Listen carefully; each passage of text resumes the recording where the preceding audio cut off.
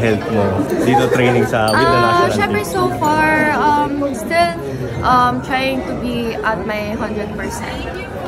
Hindi ko make sure na 100% ako, but gusto kong i-make sure sa lahat na I'm still trying to recover and to go back sa katawan ko dati. Angel, since bata ka pa siguro, you've been playing na for so long at a high level. Nasa radar mo na ba talaga kumbaga yung national team one day? And in-expect mo ba siya this early din in your career?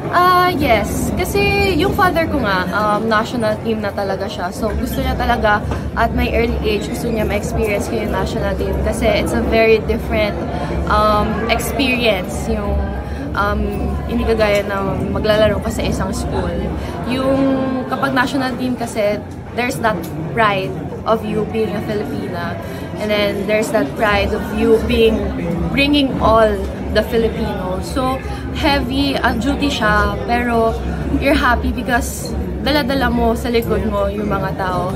And then yun lagi sinasabi ni Papa sa akin, kasi national team is not just to join para nasa national team ka lang. You have the responsibility.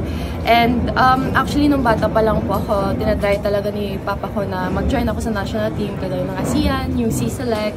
And then, ngayon, thankful talaga ako na nasa national team ako, and hopefully tuloy-tuloy po na nasa national team ako.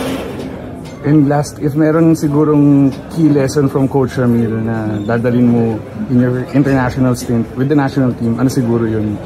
Yung key lesson from Coach Ramil siguro is that discipline is everywhere. Yung respect is everywhere. So you have to bring that, kasi you're bringing your own. You're not only bringing your own, but you're bringing the school and also yung Philippine flag. So kung kahit saan ka pumunta, you have to have that discipline and you have to have that respect. Thank you.